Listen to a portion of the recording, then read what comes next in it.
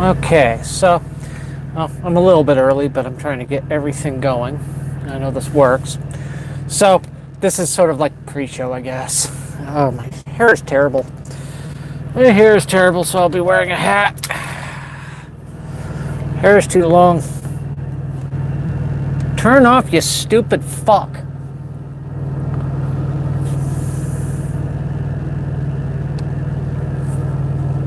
Any?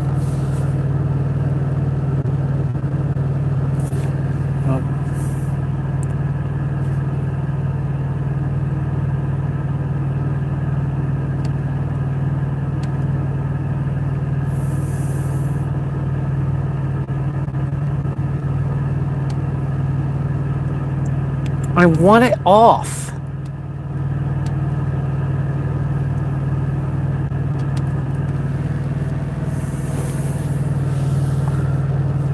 Fuck you, stupid thing. Just turn the fuck off.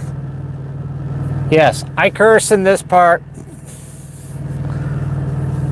Need my music.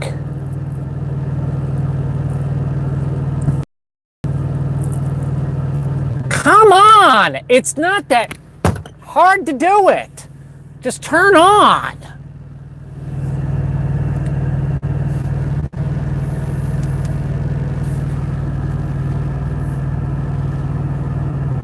What did you do to my computer? I swear.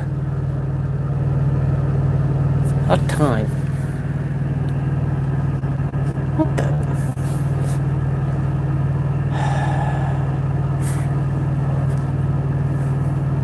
No, it's gonna be in here.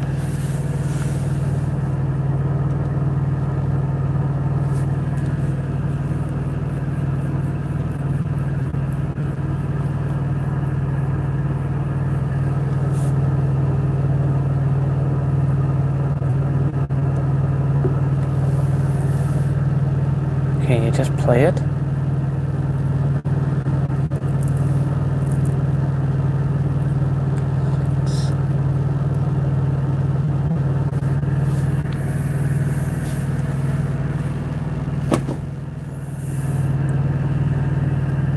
I don't know what takes you so long.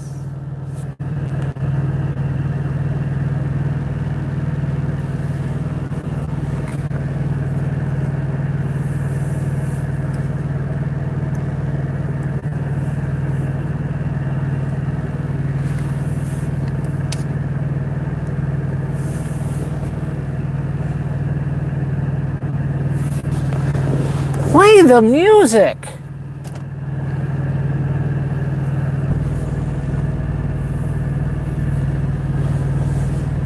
So I know I'm looking right there.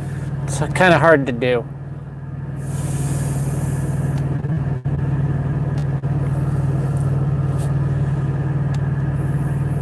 My goodness, if this thing takes any longer, I'm not going to have any music. Hey Russ, how you doing? Welcome to the stream. Copyright, because it's non-copyright music. Oh.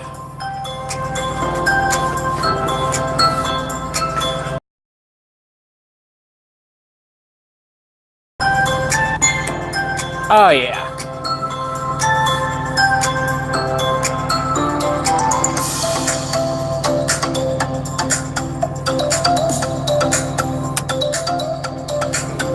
Let's see.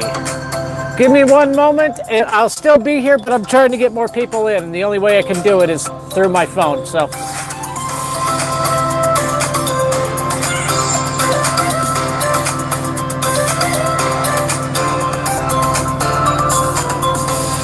Believe me, I understand that one entirely.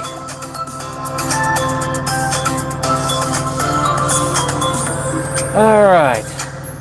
That took forever to get this thing going. All right.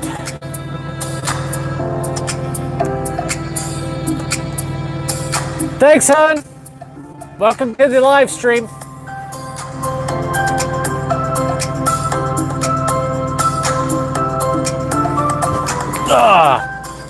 Hopefully my sound is coming in pretty good. I don't know if the outside sound is coming in. Are you hearing the music, Russell? And why is it not? There we go. Well, come on, you stupid thing. There we go. I don't know why it does that. It's like, no, I don't want to focus.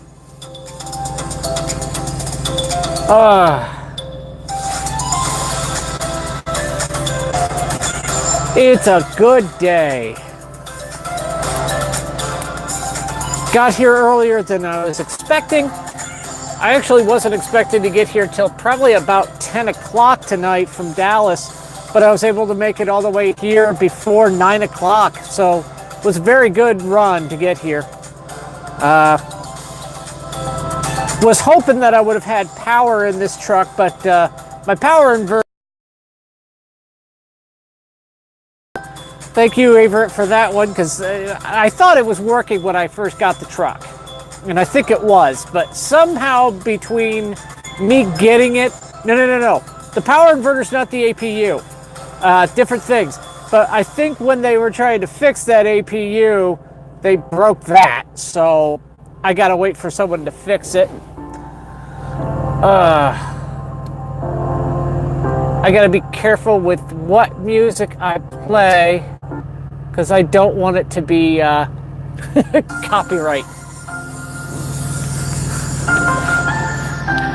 I actually have a up later in the podcast. Well, podcast. What century am I in? Later on in the live stream here. So,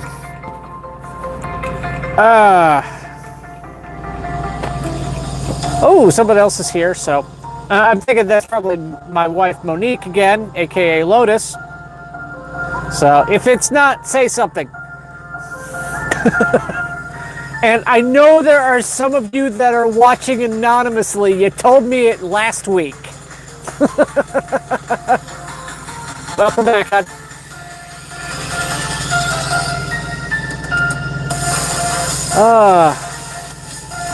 I need to grab a drink.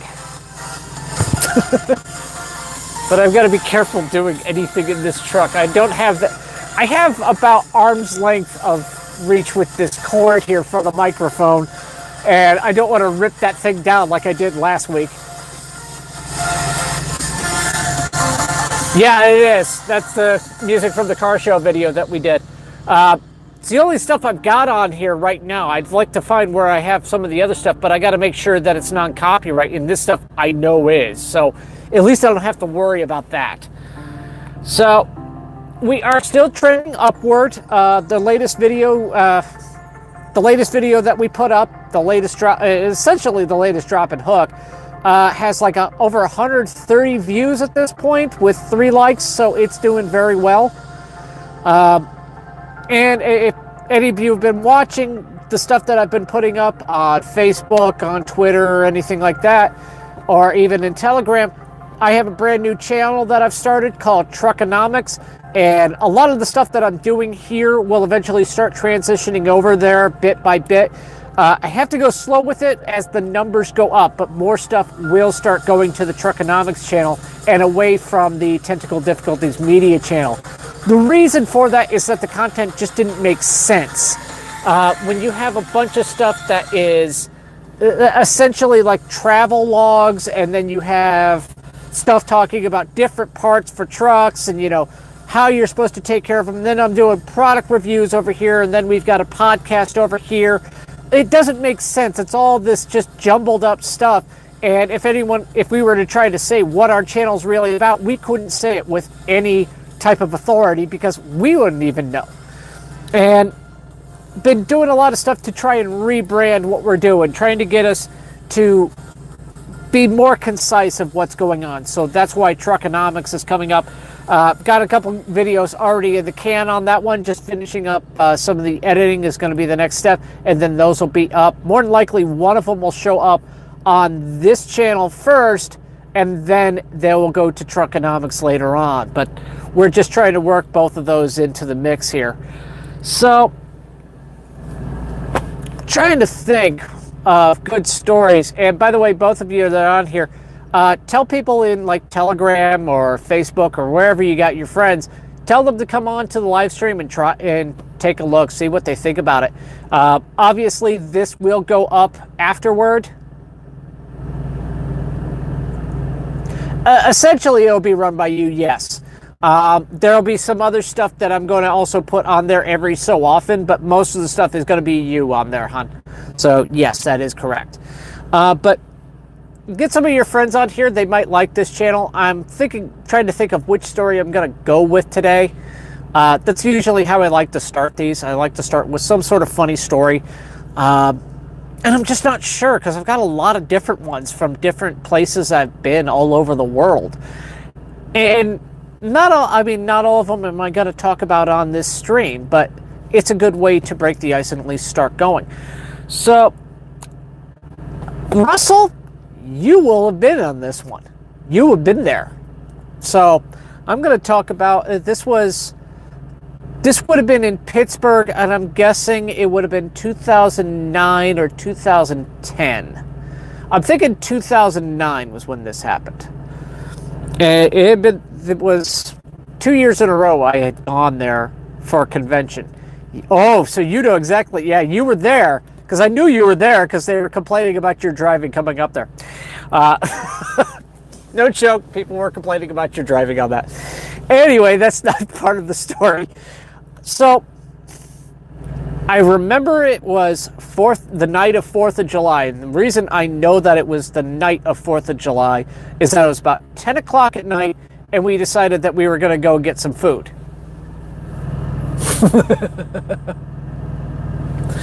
And so, yeah, Corsi had that, what was it, a Blazer or something like that? It was like a GMC Blazer or something. I don't remember. You were saying that there were problems with it, and others were saying no, there's not, but it was going back and forth. Anyway, they had just finished up the fireworks in town, and we wanted to go and get something to eat. So the whole group of us, and I think there were probably about 12 to 15 of us. I don't think it was entirely the whole group that we had the few of the other times. I know Relina was there. I know Kitron was there. I know that Kay was there. Corsi obviously was there. I believe Corey came with. I think Lit came with. And I'm trying to remember who else. We didn't lose Relina. She lost herself on that one. And that's another story. But we didn't lose her. Trust me, we found her later on. But I remember going out there, and we figured we were going to go to McDonald's. The reason we decided we were going to go to McDonald's is I had wanted to order pizza, but the people in the other room, because myself, Corsi, and Kitron were in one room, and then like 4 others were in the other room that was adjacent to us. And they had pizza the night before. So we wanted pizza, but they didn't want to have that 2 nights in a row. So we head on out, and the whole group of us just walks down the street, and the McDonald's wasn't far away. We all knew where it was because we had been there like the first night before the convention even started, and met up with quite a few of the people that were there. Quite a few of the people that were with this same group late that night. But we get over there and the McDonald's is closed. It's about 10 o'clock at night. We figured they would be open, but, 4th of July, different hours. So we go around the corner and we're looking for where food places are, and we see people walking around with, I think it was like Hardee's or something like that. They were containers from a fast food restaurant. And we're like, hey, where did you get that? Oh, it's just down this way and around the corner. Perfect, let's go. And we charge off down that way. That's when BT found us with Relina. And then Corsi made sure Relina was up at the front, and I started meandering further and further to the back. I always tried to make sure I was near the back of the pack, just to make sure that we had everybody. So we get down to the end of that block where the turn is, and we turn right, and we're seeing, I think there were like 2 restaurants. One of them was a Carvel ice cream place, and I don't remember what was next to it, but I know Carvel was one of them. So it's food. We got something. And we walk down that way, and Corsi is just blazing a trail because apparently Corsi hadn't eaten in 5 years or something. Still trying to figure that one out. And Corsi was incredibly ravenous that night. We march on down there, get to the place, and they're not really open. I mean, are you going to find dinner at that place? No, you're not. We're angry. We start going further. And as we're walking, where we were at, there was a side street. Now, we were going, say it's like this. We were going up this way. There was a side street that went off to an angle right here. And then as we go this way, shortly after that angle's off, this goes down and then turns this way. So we're walking down this way. Over on this part, and I'm going to draw it. It's kind of hard to do this both at the same time. Welcome, whoever just showed up to the stream. Welcome to What the Truck. Yeah, there was a very large group, and kind of looked like this. It's kind of hard to tell. I screwed that up. Anyway, so there's this very large group that's sitting there on that side. And I mean, it's 4th of July. There's a lot of people out, but there's a big group there, which didn't make sense because they weren't really down by the waterway, which you would think that they would be having the fireworks down by the river. You know, usually cities like that have a river, they're going to either have them on a barge or something like that because it's a lot safer. You can keep people away from it. Or they would have had it, like, I don't know, at the stadium, because the Pittsburgh Pirates are, like, right there, I think. I don't think that's Heinz Field. I think that's Pirates Stadium. That's right there. And so it didn't make sense that they were there, but there was a large group. And as we're walking, trying to find more food, I'm watching this. Just keeping an eye out, because I'm like, it doesn't seem right. What's going on over here? And it's a loud crowd, and I mean, it's all the people that are local to it. Wow, I'm losing people. Where are people going? There's a large, loud crowd that's right there.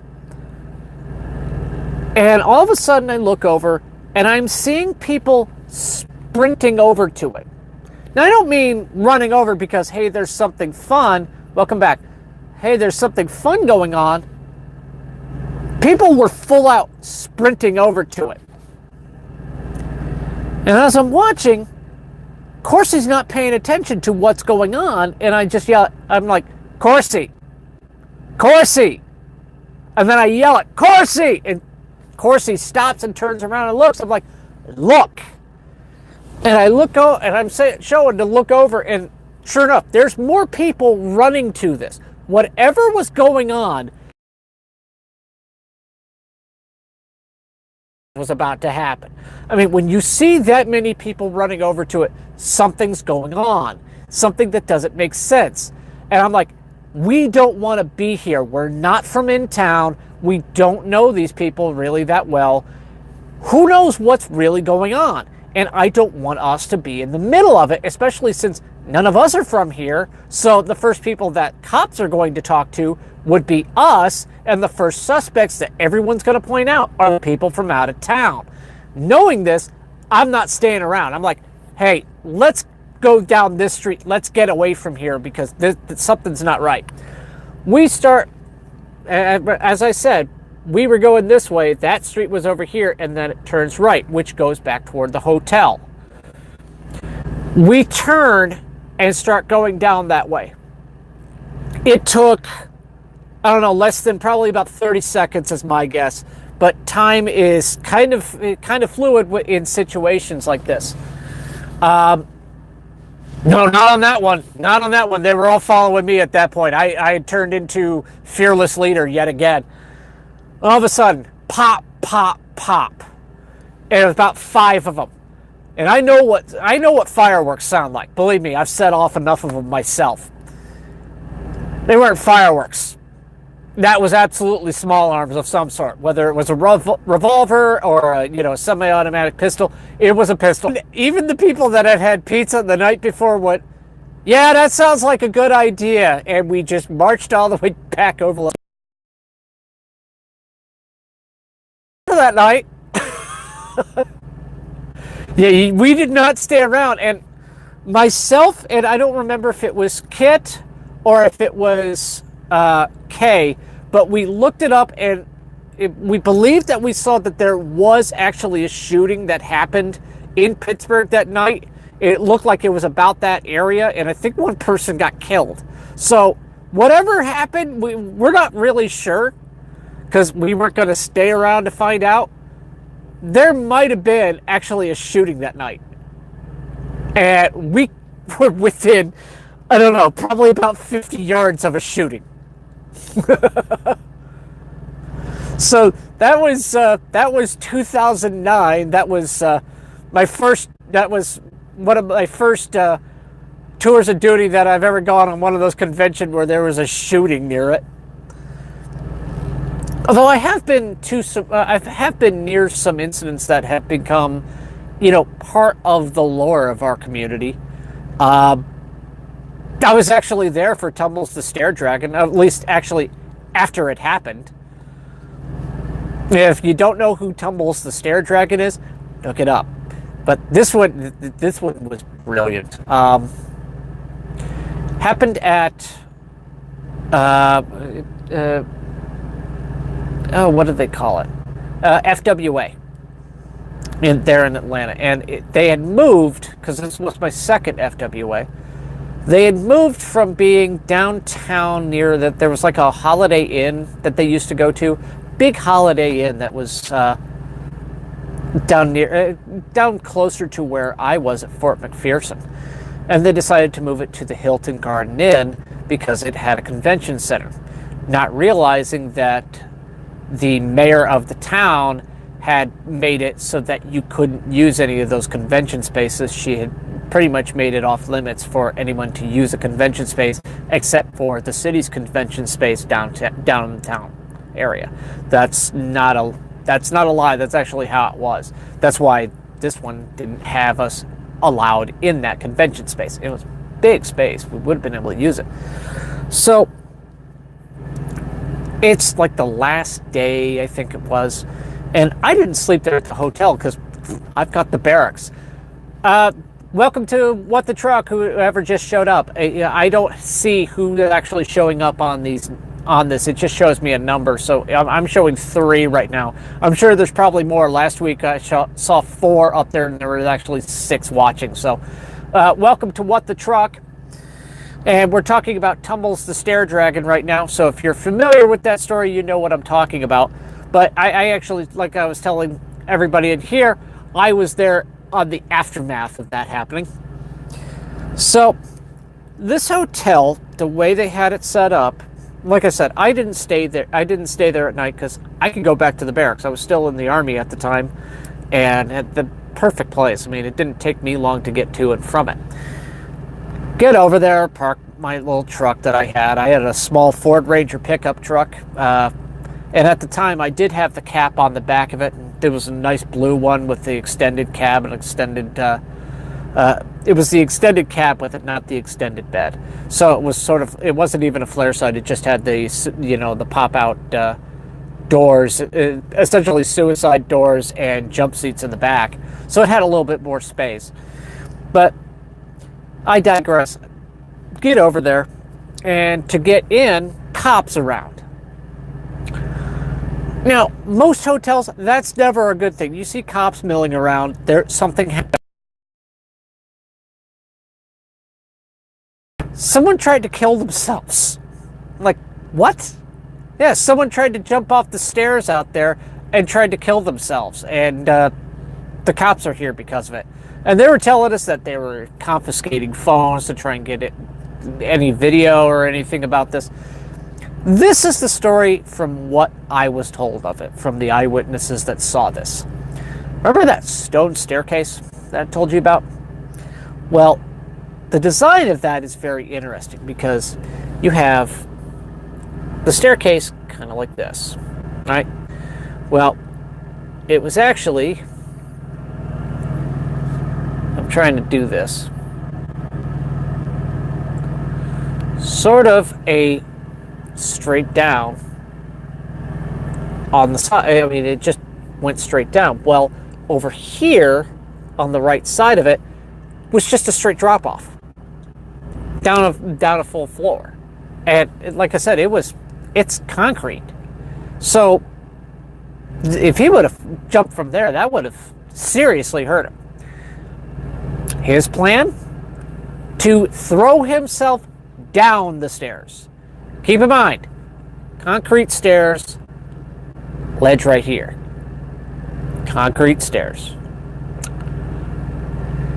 I always thought that what they should have done is, if anyone would have had the video of it, just put in R. Kelly's "I Believe I Can Fly" as he was jumping, and then just put in like Monty Python or something as he's bouncing down the stairs.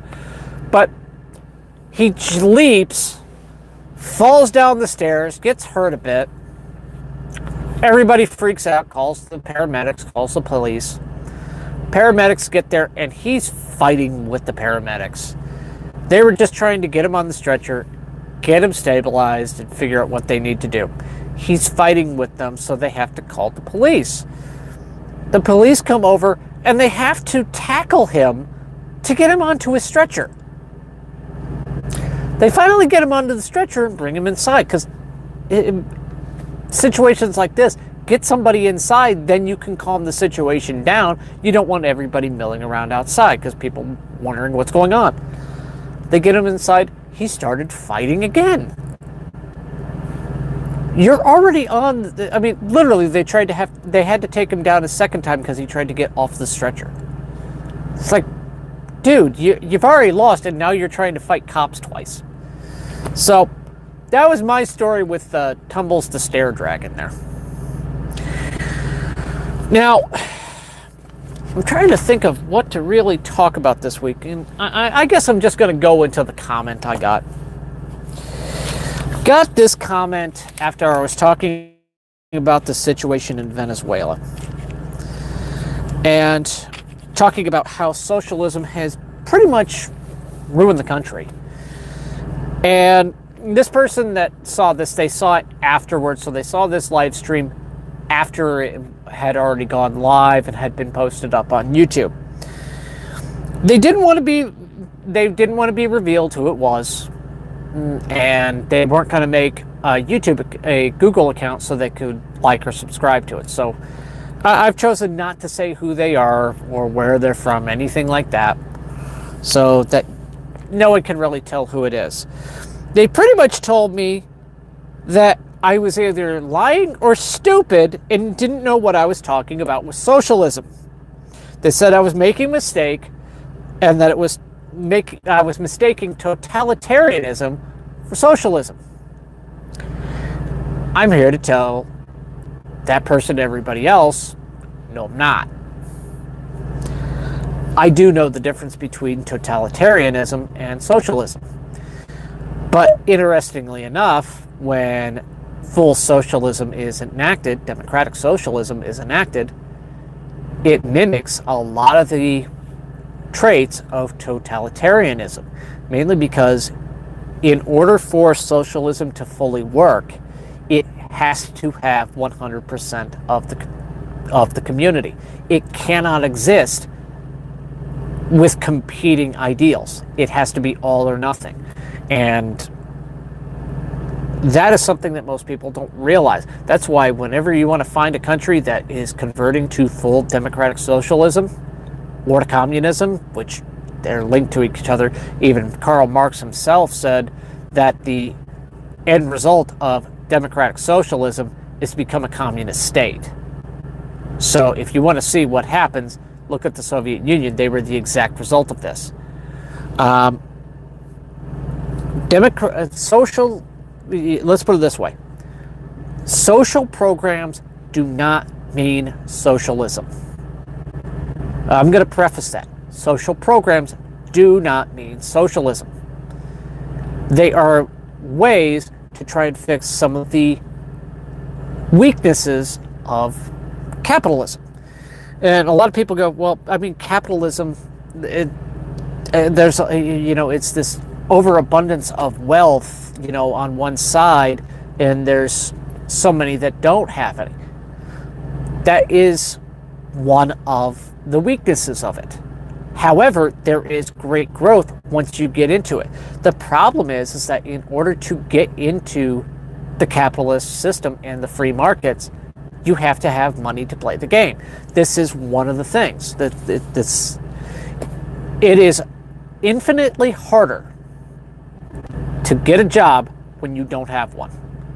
And if you don't have money to pay for any application fees that they may have, or go see a doctor if you need to take a drug test, or get new clothes, or make sure you take a shower, stuff like this, it's very hard to do. I'm trying to make sure this thing stays in focus. For some reason, when I come back here, it doesn't want to do that. And this is absolutely an inherent flaw with the capitalist system. Well, a lot of social programs try to take all of that stuff from up at the top and try to give it to the bottom layer, which everybody else goes, well, that's trickled down economics, which, if you want to look at it, look at some of the factories that the Soviet Union had.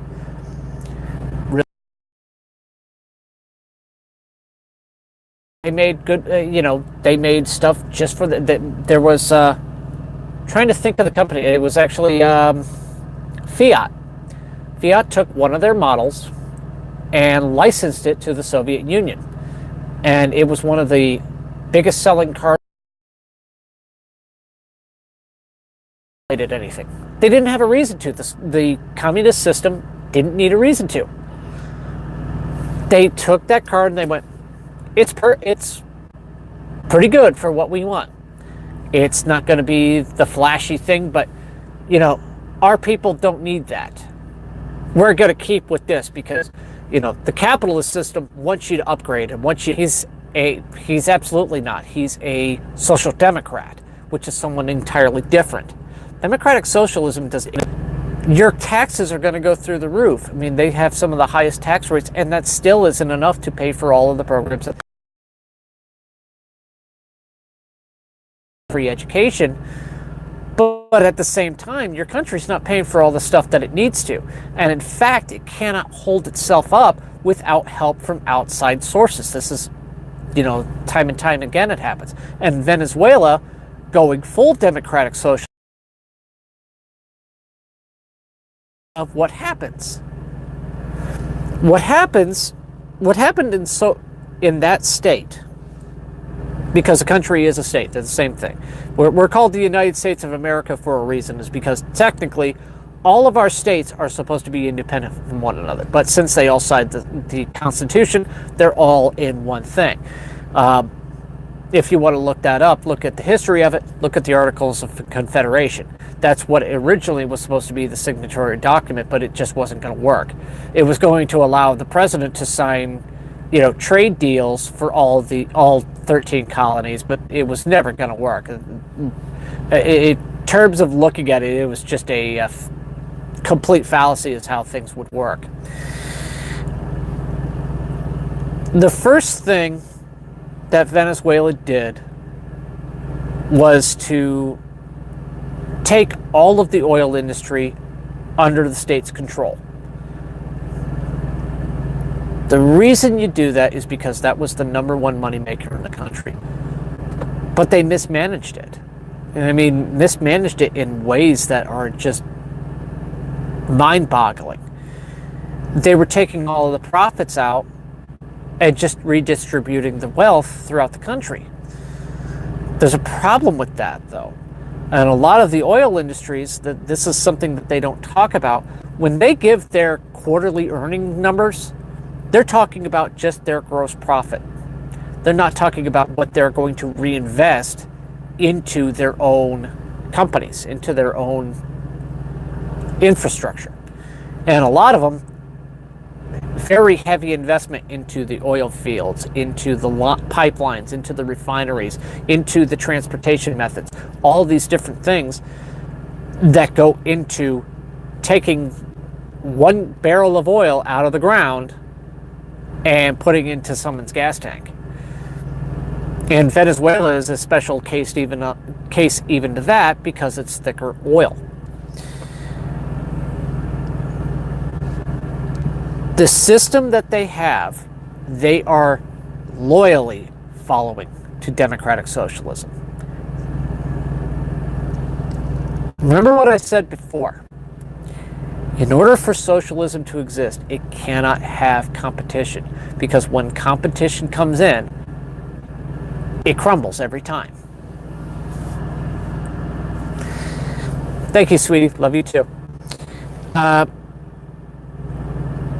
We can talk all we want, all of these different failed states that were. And we're back. Don't know where it left off. Anyway, history is full of different socialist and communist regimes that didn't work. And they have quite a few things that are in common. The first is that their economies are the first to suffer. And not all of them started off as good economies. I'm not going to say that Cuba under Batista was any better than what it was under Fidel Castro. Batista was a dictator and he was absolutely corrupt. Shouldn't have happened the way it did.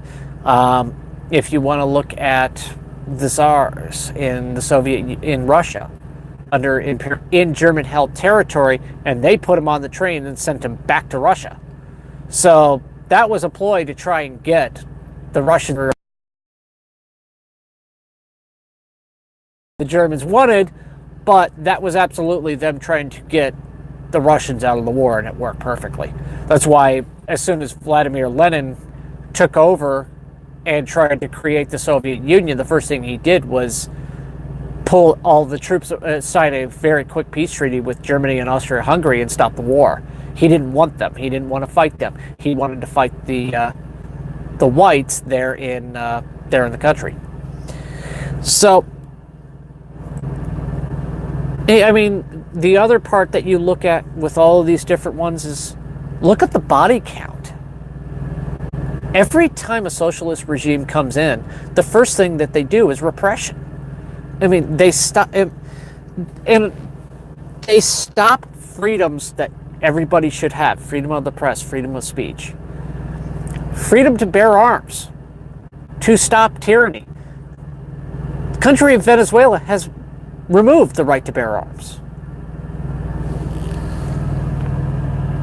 Hey, Mika, welcome to the stream. Welcome to What the Truck. So, anyway, I think I'm kind of meandering here, but I'm still going to kind of talk about it. When we do... Oh. Doing good. By the way, it has like a 2 to 3 second delay, about a 10-second delay. And if you haven't done it yet, please like and subscribe if you haven't subscribed yet to this channel. I've kind of just gone off. No, not yet. I'm not telling that, and that's not how this works. No, not telling that story yet. This isn't a big enough audience for that. My wife is trying to steal my stream, and I'm not going to let her do that because I have the camera. By the way, if you'd like to support this channel, we also have a PayPal Me link. It is www.paypal.media, and that goes to supporting this channel. We're also working on a few other things. I told that last week. You can't have me say con fishing 2 weeks in a row. I already told that story. And if anyone wants to see it, it's last week's live stream. Anyway, I'm going to stop looking at the chat because I can't view it. Let me see. You know what? I am going to tell one story, and yeah, I'm going to tell the golf ball story. Oh, the golf ball. This one actually happened while I was in South Korea when I was stationed there. This was my second year there.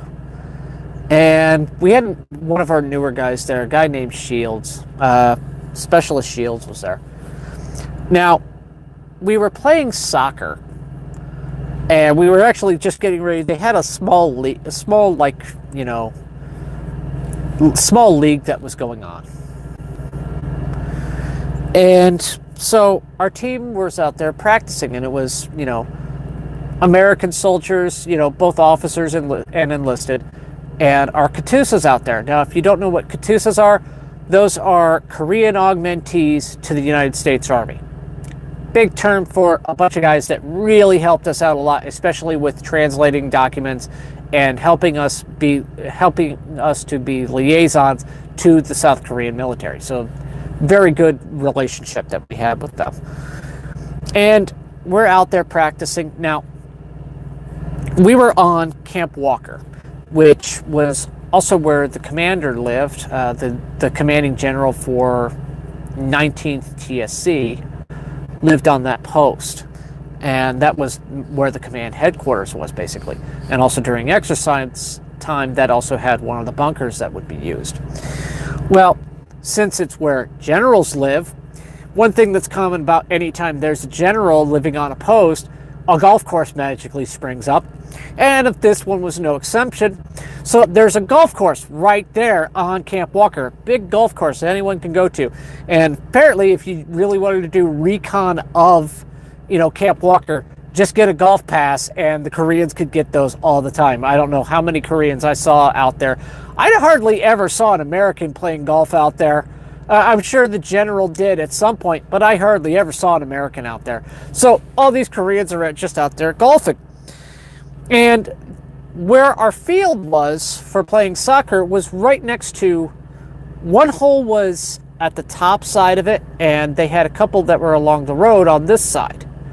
So, but the ones on the road, there was the big nets because, they didn't want it to hit the traffic and, cause an accident or hit, like a Humvee or something with a... That's separate. Well, over on the one side, there's the fairway and the green and stuff like that. And we're just out there practicing. All of a sudden, a golf ball comes flying in and just lands and bounces on the ground. My buddy Shields walks over, sees it. It's like, oh. And he looks over, and as he's looking over, remember I said that there was a green right there. Well, there were 3 Koreans that were there, just looking over like the hole or something. And he goes, oh, you want to toss this over here? Let's see how you like it. And he whips this golf ball, and it starts sailing. Now, it has the line. We're watching it. We're like, what? That is straight on, and it's just sailing toward him. We're like, uh-oh, what are we about to witness here? And we're all just staring, and it just flies in. And now, the Koreans were, like I said, they were leaning down, looking at something on the green. And here it comes flying in, and hits one right square in the back. I mean, just nails him. Now, Koreans are very animated when they're either emotional or in pain, stuff like that. It's something with the culture. It's actually very normal over there for this.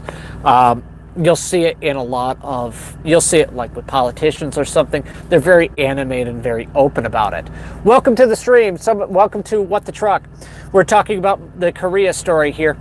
Anyway, it flies in, and this guy literally just like this. Oh, just looking around. While this is happening, people all over the soccer field are just dying laughing. One of our majors is like trying to hold up laughing, goes, just keep moving around like everything's normal, so that they can't tell where this golf ball just flew in from. The other major that was out there is lying on the ground laughing so hard, and everybody else is just trying not to fall over laughing. I have never seen a golf ball fly on that line and straight at somebody by being thrown. That was honestly probably one of the funniest things I'd ever seen over there. I never thought you could actually hit someone with a golf ball at about 50 yards with a throw. So, now we lost 2 people there. It was up to 4, and then it dropped to 2 almost instantaneously. So I'm wondering if one of those was like a double number or something like that. So, what else am I going to talk about? Kind of winging it.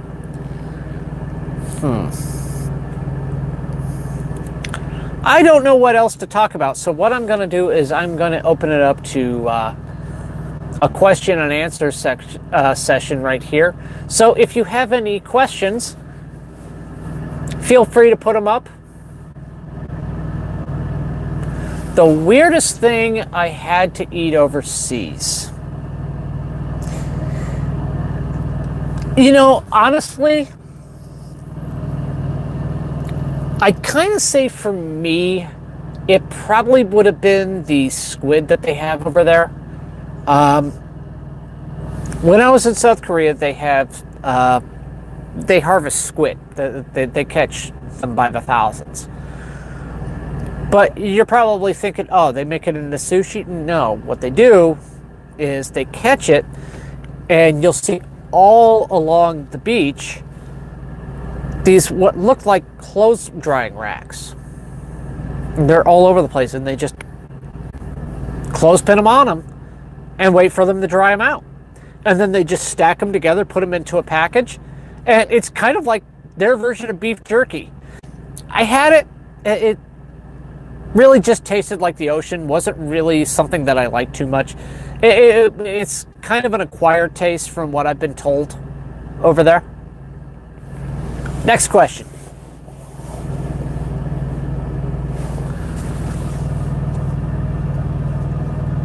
What was my favorite food overseas that I didn't think I'd like at first?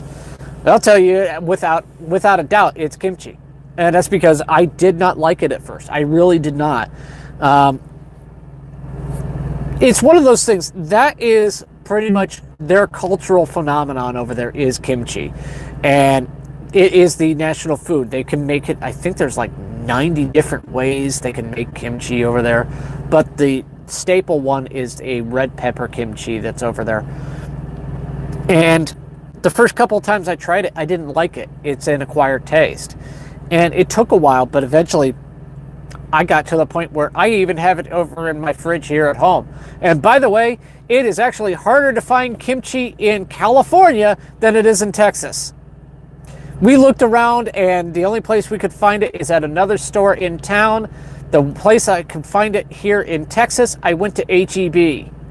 How easy is that? I could go to an H-E-B and find kimchi. But I can't find them at a Vons out in Southern California. You'd think, higher, Asian population, I'd be able to find it. Nope. Next question. Oh, yeah, absolutely. H-E-B for kimchi. It's hilarious. Anybody else have any questions?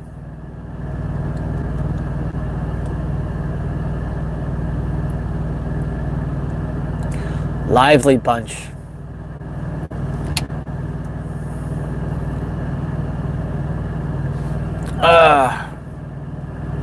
Well, if there's no more questions, I don't know what else. Oh, there we go. Oh. Okay, favorite place I visited while in Korea. If you're wondering why there's a light, I turned on my laptop here. I am going to say that the favorite place I visited in Korea was... They have this one hill, and I don't remember the name of the mountain. They have so many different ones. I went to actually a couple different mountains. The one that was right next to Camp Walker was a mountain called Mount Opsan, and actually it's just called Opsan, which means Father Mountain.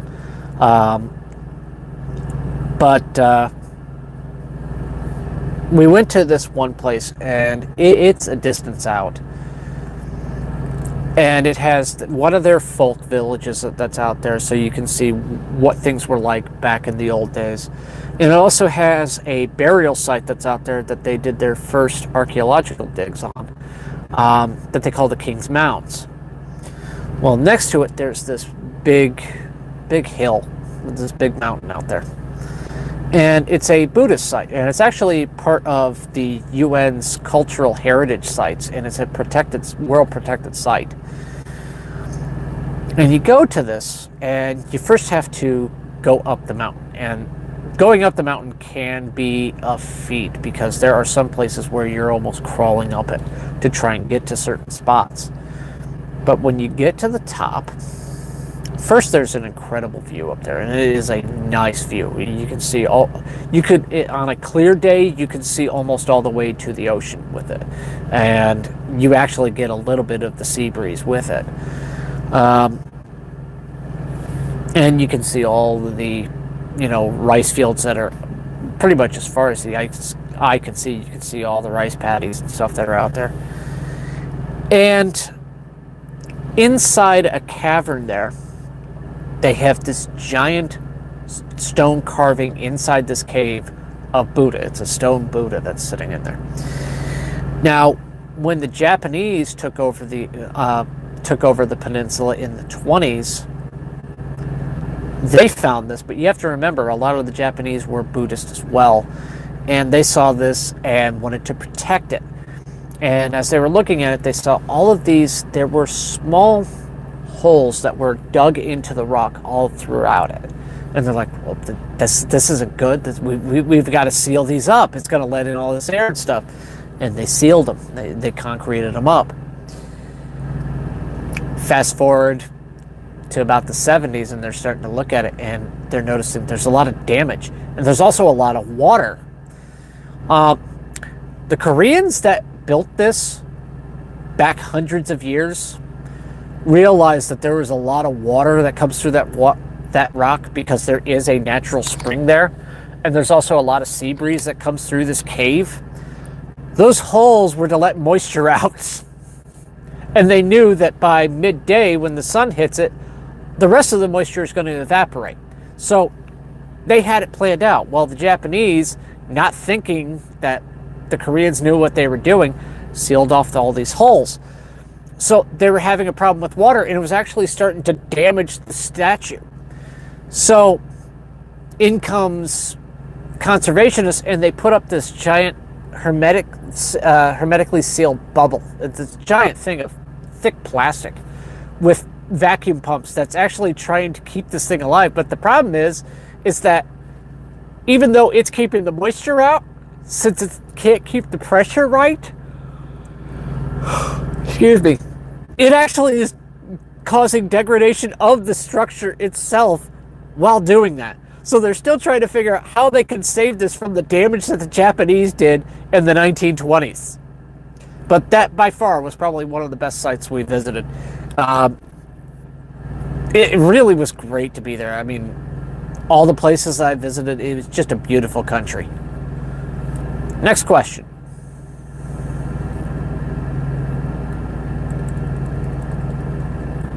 Like I said, it takes about 10 seconds for these to come through. So having this, I wish there was a way I could do it with my laptop this week, but I couldn't, mainly because of power issues. What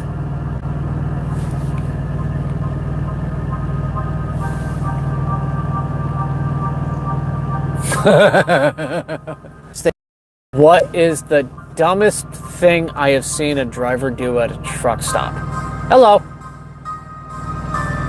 I didn't see it. If it came through, I didn't see it. So now I'm seeing it. What was the dumbest thing I've seen somebody do at a truck stop?